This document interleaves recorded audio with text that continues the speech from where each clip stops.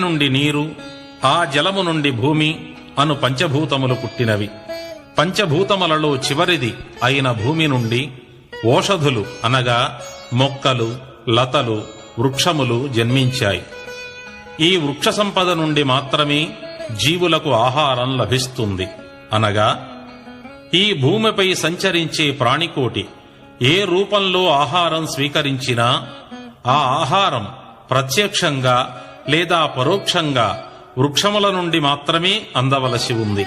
అందుకు సందేహం లేదు.